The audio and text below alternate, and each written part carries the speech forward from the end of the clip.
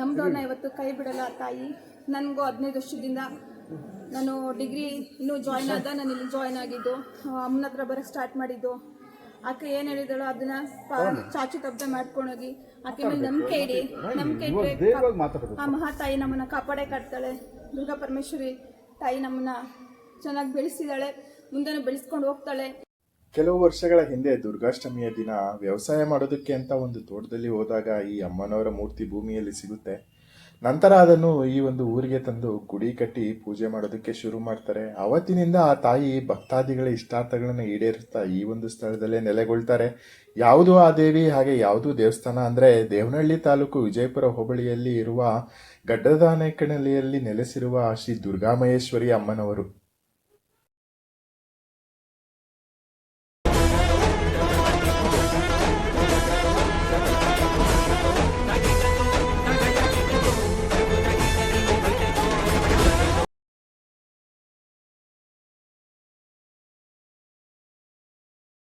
ಸಾವಿರದ 1979 ಇಸ್ವಿಯಲ್ಲಿ ಈ ಅಮ್ಮನು ನಮ್ಗೆ ಭೂಮಿಯಲ್ಲಿ ಸಿಕ್ಕಿರ್ತಕ್ಕಂಥ ತಾಯಿ.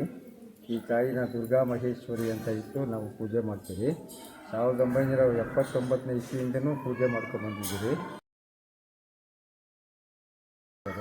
ನಾವು ವ್ಯವಸಾಯ ಮಾಡ್ಕೊಂಡು ಜೀವನ ಮಾಡ್ಕೊಂಡಿರೋದು. ಒಬ್ಬ ಮಗನಿಗೆ ನಾನು ಒಬ್ಬನೇ ಮಗನು. ಅವಾಗಿಂದನೂ ನಾವು 79 ಇಸ್ವಿಯಲ್ಲಿ ನಾನು ಪಿ ಯು ಸಿ ಓದ್ತಾ ಇದ್ದೆ. ಚಿಕ್ಕಬಳ್ಳಾಪುರ ಮುನ್ಸಿಪಲ್ ಕಾಲೇಜಿನಲ್ಲಿ PUC ಓದ್ತಾ ಇದ್ದೆ. ಅವತ್ತು ಒಂದಿನ ದುರ್ಗಾಷ್ಟಮಿ. ಆ ದುರ್ಗಾಷ್ಟಮಿ ದಿನ ನಮ್ಮ ಭೂಮಿಯಲ್ಲಿ ಈ ತಾಯಿ ಸಿಕ್ಕಿರೋದ್ರಿಂದ ಇಲ್ಲಿ ವಿಶೇಷವಾಗಿ ದುರ್ಗಾಷ್ಟಮಿ ಪೂಜೆನ ಆಚರಣೆ ಮಾಡ್ತೀವಿ. ಮತ್ತು ಪ್ರತಿದಿನ ಬೆಳಗ್ಗೆ ಗೋಪೂಜೆ ಆಗುತ್ತೆ. ಗೋಪೂಜೆ ಆದ ತದನಂತರ ಕಳಸ ಪೂಜೆ ಆಗುತ್ತೆ. ಕಳಸ ಪೂಜೆ ಆದಮೇಲೆ ಹೋಮ ಆಗುತ್ತೆ. ಹೋಮ ಆದಮೇಲೆ ಪಂಚಾಮೃತ ಅಭಿಷೇಕ ಆಗುತ್ತೆ, ಅಲಂಕಾರ ಆಗುತ್ತೆ, ಮತ್ತು ಮಹಾಮಂಗಳಾರತಿ ನಡೀತಾ ಇರ್ತದೆ, ಮತ್ತು ನಿತ್ಯ ಪ್ರಸಾದ ಇರ್ತದೆ.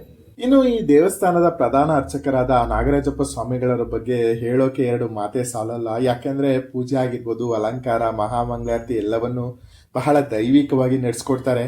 ಇಲ್ಲಿ ನಡೆಯುವಂಥ ಮಹಾಮಂಗಳಾರತಿಯನ್ನು ವರ್ಣಿಸೋಕೆ ಪದಗಳೇ ಇಲ್ಲ ಅಂತಲೇ ಹೇಳ್ಬೋದು. ಯಾಕಂದರೆ ಮಹಾಮಂಗಳಾರತಿ ಅಷ್ಟು ಅದ್ಭುತವಾಗಿ ನಡೆಸ್ಕೊಡ್ತಾರೆ. ಮಹಾಮಂಗಳಾರತಿನ ನೀವು ನೋಡಬೇಕು ಅಂದರೆ ಮಧ್ಯಾಹ್ನ 1 ಗಂಟೆಗೆ ಒಂದ್ಸರಿ ನಡೆಯುತ್ತೆ, ಮತ್ತು ನೈಟು 7 ಗಂಟೆಗೆ ಒಂದ್ಸರಿ ನಡೆಯುತ್ತೆ.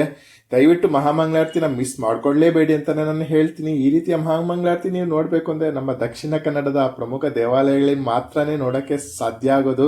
ಅಷ್ಟು ಅದ್ಭುತವಾಗಿರುತ್ತೆ ಮಹಾಮಂಗಳಾರತಿ. ಬರೀ ಮಹಾಮಂಗಳಾರತಿಯ ಬಗ್ಗೆ ಏನೋ ಒಂದು ವಿಡಿಯೋನ ನಾನು ನೆಕ್ಸ್ಟ್ ಒಂದು ವಿಡಿಯೋಲಿ ಅಪ್ಲೋಡ್ ಮಾಡೋ ಪ್ರಯತ್ನ ಮಾಡ್ತೀನಿ.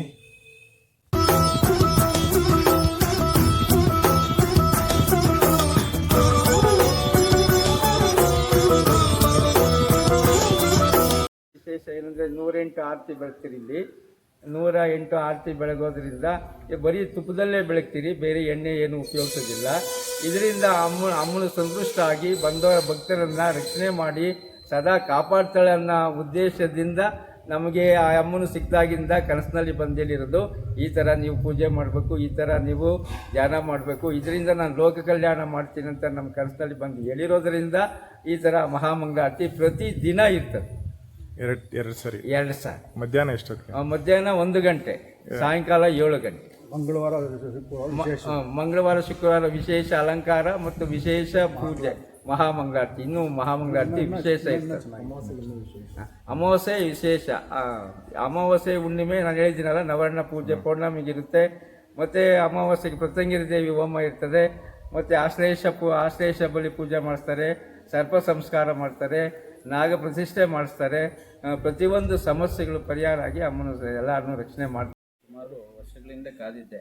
ಒಂದು 3 ವರ್ಷ ಬರಬೇಕು ಅಂದ್ಕೊಂಡಿದ್ದೆ, ಬರೋಕ್ಕಾಗಲಿಲ್ಲ. ಆದರೆ ಏನೋ ಒಂದು ದುರ್ಗಾಷ್ಟಮಿ ವಿಶೇಷವಾಗಿ ನಮ್ಮ ಫ್ರೆಂಡ್ಸ್ ಕರೆದ್ರು. ಆ ಟೈಮಲ್ಲಿ ನಾನು ಬರಬೇಕಾದ್ರೆ ನನಗೆ ಒಂದು ವೆಹಿಕಲ್ ಕೂಡ ಇರಲಿಲ್ಲ. ವಿಜಯಪುರನಿಂದ ನಾನು ಸುಮಾರು ಸರಿ ನಡ್ಕೊಂಬಂದಿದ್ದೀನಿ.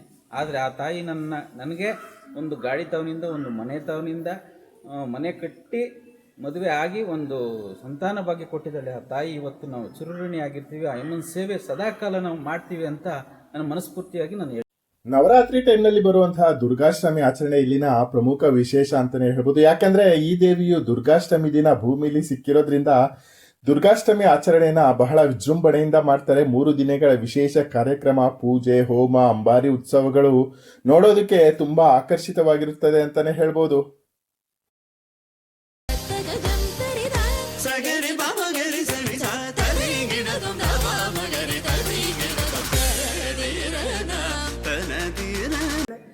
ಪರೀಕ್ಷೆ ಮಾಡ್ತಾಳೆ, ಆಮೇಲೆ ಕೇಳಿದ್ದನ್ನು ಕೊಡ್ತಾಳೆ. ತುಂಬ ಬಡತನದಲ್ಲಿ ಬಂದಿದ್ದು ನಾವು ಈ ದೇವಸ್ಥಾನ ಹತ್ರಕ್ಕೆ. ಈಗ 10 ಜನಕ್ಕೆ ಊಟ ಕಷ್ಟ ಆಗಕ್ಕೆ ನಮಗೆ ಕೊಟ್ಟಿದ್ದಾಳೆ ಆ ತಾಯಿ. ಫಸ್ಟು ಶೋಧನೆ, ಆಮೇಲೆ ಪ್ರೀತಿ, ಆಮೇಲೆ ವಿಶ್ವಾಸ ಕೊಡ್ತಾಳೆ. ನಮಗೆ ಅವ್ರನ್ನ ಯಾವತ್ತೂ ಬಿಡಲ್ಲ ಈ ತಾಯಿ ಕೈ. ಅದು ದೊಡ್ಡ ಉದಾಹರಣೆ ತುಂಬ ಇದೆ ನಮ್ಮ ಜೀವನದಲ್ಲಿ. ಈ ಒಂದು ಟೆಂಪಲ್ನ ರೀಚ್ ಆಗೋದು ಹೇಗೆ ಅಂತ ನೀವೇನಾದ್ರೂ ಕೇಳಿದ್ರೆ, ಓನ್ ವೆಹಿಕಲ್ ಅಲ್ಲಿ ಬರೋರಿಗೆ ಅಡ್ರೆಸ್ನ ನಾನು ಲೊಕೇಶನ್ನ ಡಿಸ್ಕ್ರಿಪ್ಷನಲ್ಲಿ ಹಾಕಿರ್ತೀನಿ. ಅಥವಾ ನೀವೇನಾದ್ರೂ ಬಸ್ನಲ್ಲಿ ಬರ್ತೀನಿ ಅಂದರೆ ದೇವನಹಳ್ಳಿ ಹತ್ರ ಇರೋ ವಿಜಯಪುರಕ್ಕೆ ನೀವು ಬಸ್ನಲ್ಲಿ ಬಂದು ಅಲ್ಲಿಂದ ಆಟೋ ಅಥವಾ ಪ್ರೈವೇಟ್ ವೆಹಿಕಲ್ನ ಮಾಡಿಕೊಂಡು ಈ ಒಂದು ದೇವಸ್ಥಾನನ ತಲುಪೋದು. ಸ್ಕೂಲ್ ಮಕ್ಕಳಕ್ಕಂತೂ ತುಂಬಾ ಒಳ್ಳೆ ಅಮ್ಮ ಇದು ಸಿಕ್ಕಿರೋದು ನಮ್ಮ ಅದೃಷ್ಟ. ನಮ್ಗೆ ಇಬ್ಬರು ಮಕ್ಕಳಿಗೂ ಚೆನ್ನಾಗಿ ವಿದ್ಯಾಭ್ಯಾಸ ಕೊಟ್ಟಿದ್ದಾಳೆ. ಆ ಅಮ್ಮನಿಗೆ ಧನ್ಯವಾದ. ಸುಮಾರು ಈ ದೇವಸ್ಥಾನಕ್ಕೆ ಬಂದು ನಮ್ಮ ತಂದೆಯವರು ನಮ್ಮ ಅಜ್ಜಿಯವರಿಂದನೂ ನಂಬ್ಕೊಂಡು ಬಂದಿದ್ದಾರೆ. ಸೊ ಇನ್ನು ಮುಂದಕ್ಕೆ ನಾವು ಸಹ ನಂಬ್ಕೊಂಡು ಹೋಗ್ತಾ ಇದ್ದೀವಿ, ಯಾವತ್ತೂ ಕೈ ಬಿಟ್ಟಿಲ್ಲ. ಇದಿಷ್ಟು ಶ್ರೀ ದುರ್ಗಾಮಹೇಶ್ವರಿ ಅಮ್ಮನವರ ಬಗ್ಗೆ ಒಂದು ವಿಡಿಯೋ ಆಗಿದೆ. ಈ ಒಂದು ವಿಡಿಯೋ ನಿಮಗೆ ಇಷ್ಟ ಆಗಿದ್ರೆ ಲೈಕ್ ಮಾಡಿ. ನೀವಿನ ನನ್ನ ಚಾನಲ್ನ ಸಬ್ಸ್ಕ್ರೈಬ್ ಆಗಿಲ್ಲ ಅಂದರೆ ಯೂಟ್ಯೂಬ್ನಲ್ಲಿ ಸಬ್ಸ್ಕ್ರೈಬ್ ಆಗಿ, ಹಾಗೆಯೇ ನನ್ನನ್ನು ಫಾಲೋ ಆಗಿ ಇನ್ಸ್ಟಾ ಹಾಗೆ ಫೇಸ್ಬುಕ್ಕಲ್ಲಿ. ನಮಗೂ ತುಂಬ ಒಳ್ಳೆಯದಾಗಿದೆ. ನಾವು ತುಂಬ ಬಡವರಲ್ಲಿದ್ವಿ, ಈಗ ನಾವು ಪರವಾಗಿಲ್ಲ. ಅಮ್ಮನೂ ನಮಗೂ ಸ್ವಲ್ಪ ಎಲ್ಲರಿಗೂ ಸ್ವಲ್ಪ ಅನ್ನ ಹಾಕೋ ಥರ ನಮಗೂ ಸ್ವಲ್ಪ ಬೆಳೆಸೋಳು ಅಮ್ಮ ನಮ್ಮನ್ನು.